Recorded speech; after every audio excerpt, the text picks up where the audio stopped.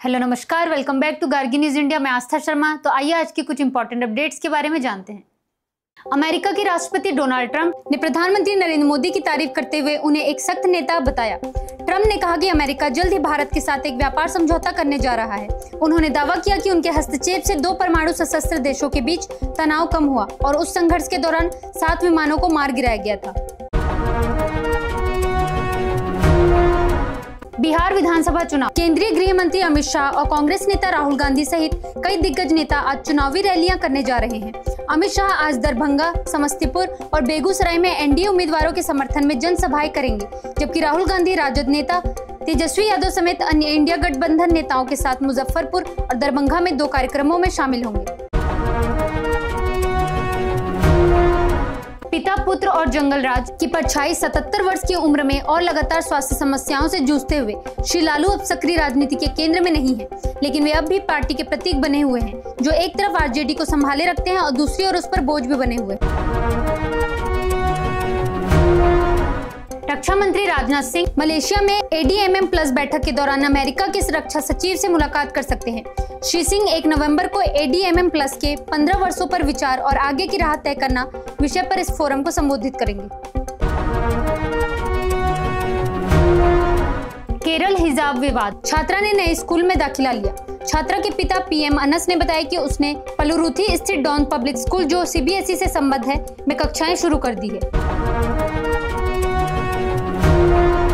राष्ट्रपति द्रौपदी मुर्मू ने हरियाणा के अंबाला में राफेल लड़ाकू विमान में उड़ान भरी। एयरफोर्स स्टेशन पहुंचने पर राष्ट्रपति को औपचारिक गार्ड ऑफ ऑनर दिया गया। कांग्रेस ने कहा, पूर्व उपराष्ट्रपति जगदीप धनखड़ अपने इस्तीफे के बाद से पूरे 100 दिनों से पूरी तरह मौन है। पार्टी ने यह भी कहा कि विपक्ष का मानना है कि उन्हें सभी पूर्ववर्तियों की तरह कम से कम एक विदाई समारोह तो मिलना चाहिए। कांग्रेस के संचार प्रभारी महासचिव जयराम रमेश ने कहा कि भारतीय राजनीतिक इतिहास में हुई इस अभूतपूर्व घटना को आज ठीक 100 दिन पूरे हो गए हैं। कांग्रेस ने PM मोदी पर तंज कसते हुए कहा कि नई दिल्ली में उनके अच्छे दोस्त अब उन्हें गले नहीं लगाना चाहते, क्योंकि ट्रंप ने फिर दोहराया भारत पाक युद्ध विराम का दावा। जयराम रमेश ने कहा कि ट्रंप यह बयान अब 54 बार दे चुके हैं। हाल ही में उन्होंने इसे जापान में दोहराया। छत्तीसगढ़ में नकाबपोश हमलावरों ने कांग्रेस नेता के दफ्तर पर हमला किया। उनके 2 परिजन घायल हुए। यह घटना मंगलवार शाम करीब 6 बजे मस्तूरी नगर में हुई, जब स्थानीय जनपद उपाध्यक्ष और कांग्रेस नेता नितेश सिंह अपने कार्यालय में मौजूद थे। जनजातीय कार्य मंत्रालय ने कहा कि बाघ अभयारण्यों से वनवासियों का विस्थापन स्वैच्छिक होना चाहिए। मंत्रालय ने पर्यावरण मंत्रालय के साथ नीति साझा कर राष्ट्रीय ढांचा, डाटाबेस और मानवाधिकार अनुपालन वार्षिक ऑडिट की सिफारिश की। लद्दाख हिंसा मामले में सुप्रीम कोर्ट ने वांगचुक की पत्नी को उनकी हिरासत के खिलाफ अतिरिक्त कारण पेश करने की अनुमति दी। जस्टिस अरविंद कुमार और NV अंजारिया की पीठ ने उन्हें संशोधित याचिका दाखिल करने के लिए 1 सप्ताह का समय दिया है।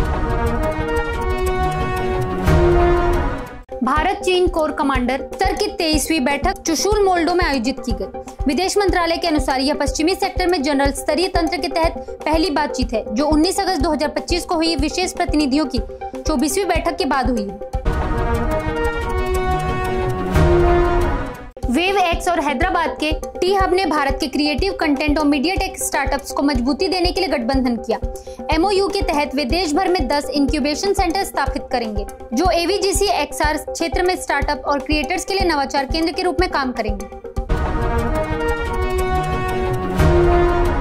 साइप्रस के विदेश मंत्री भारत यात्रा पर आएंगे। आधिकारिक सूत्रों के अनुसार साइप्रस कश्मीर मुद्दे पर भारत का सबसे स्थायी समर्थक देशों में से एक रहा है। सुप्रीम कोर्ट ने देश भर में मानसिक स्वास्थ्य प्राधिकरणों की निगरानी करने का आदेश राष्ट्रीय मानवाधिकार आयोग को दिया। यह आदेश उस याचिका पर आया जिसमें यूपी के बदायूं स्थित एक धर्म आधारित आश्रम में जंजीरों से बंधे मानसिक रूप से बीमार कैदियों की स्थिति को उजागर किया गया था।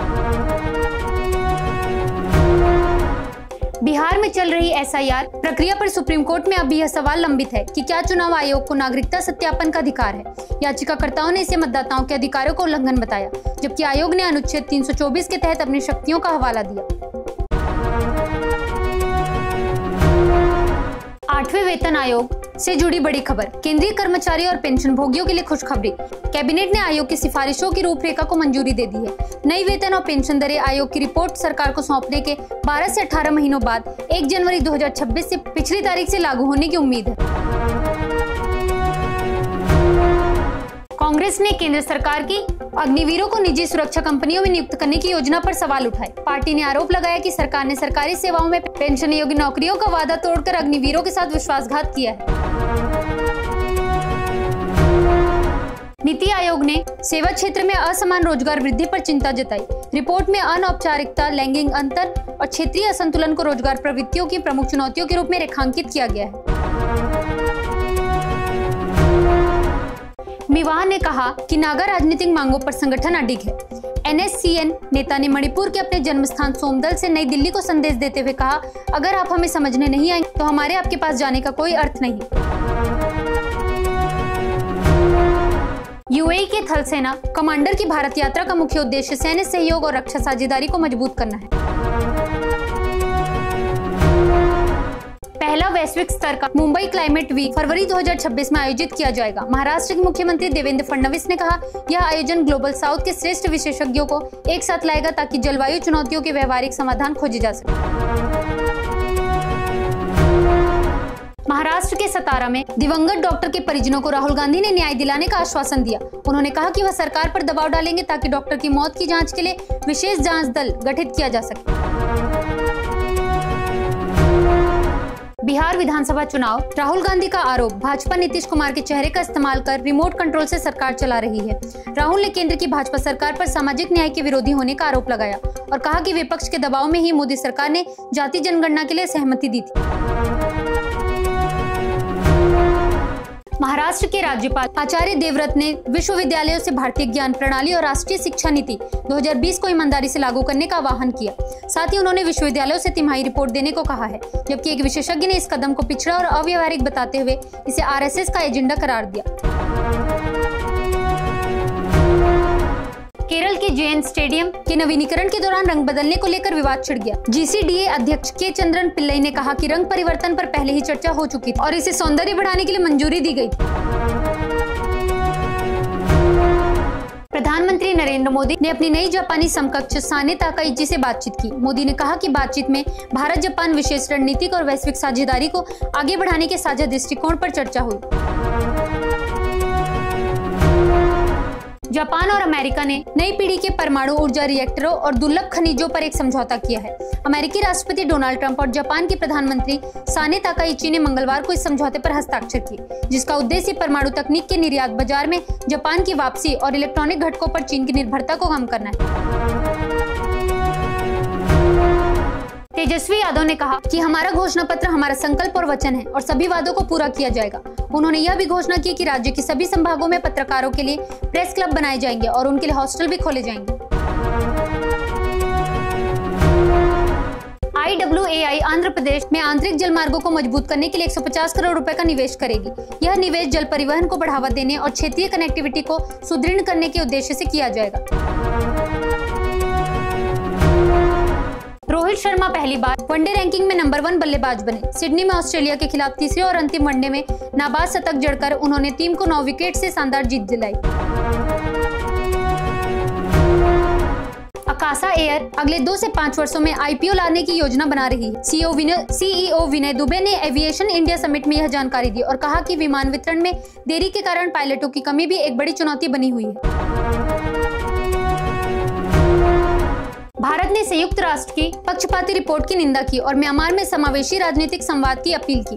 लोकसभा सांसद दिलीप सौकिया ने कहा कि नई दिल्ली शांति, स्थिरता और लोकतंत्र की दिशा में म्यांमार स्वामित्व वाली और म्यांमार नेतृत्व वाली प्रक्रिया को आगे बढ़ाने वाले सभी प्रयासों का समर्थन जारी रखेगी। पाकिस्तान ने स्वीकार किया कि अफगानिस्तान के साथ हुई वार्ता विफल रही और काबुल पर अपने वादों से पीछे हटने का आरोप लगाया। टर्की में 25 अक्टूबर से शुरू हुई 4 दिवसीय बातचीत में दोनों देशों के अधिकारी किसी सहमति पर नहीं पहुंच सके। चीन ने कहा कि वह ताइवान मुद्दे पर बल प्रयोग की संभावना को कभी भी पूरी तरह खारिज नहीं करेगा। चीन के ताइवान मामलों के कार्यालय के प्रवक्ता पेंग किंग एन ने बीजिंग में प्रेस कॉन्फ्रेंस में कहा कि एक देश दो प्रणाली मॉडल के तहत शांतिपूर्ण पुनर्एकीकरण ही ताइवान मुद्दे के समाधान का मूल मार्ग है। अमेरिकी टैरिफ से प्रभावित चीन और आसियान ने उन्नत मुक्त व्यापार समझौते पर हस्ताक्षर किए। यह समझौता कृषि, डिजिटल अर्थव्यवस्था और फार्मास्यूटिकल क्षेत्रों में बेहतर बाजार पहुंच का मार्ग प्रशस्त करेगा। 11 सदस्यीय यह समूह बीते वर्ष $771 अरब के द्विपक्षीय व्यापार के साथ बीजिंग का सबसे बड़ा व्यापारिक साझेदार रहा है। थाईलैंड में साइबर ठगी गिरोह पर छापेमारी के बाद भारत अपने 500 नागरिकों को वापस लाए, थाई पीएम ने पुष्टि की। कई कर्मचारी दावा कर रहे हैं कि उन्हें जबरन इन ठगी केंद्रों में लाया गया। हालांकि विशेषज्ञों का कहना है कि कुछ लोग ऊंचे वेतन के लालच में स्वयं भी जाते। तो ये थी आज की कुछ बड़ी खबरें। बने रहिए गार्गी न्यूज इंडिया के साथ। मैं आस्था शर्मा, धन्यवाद।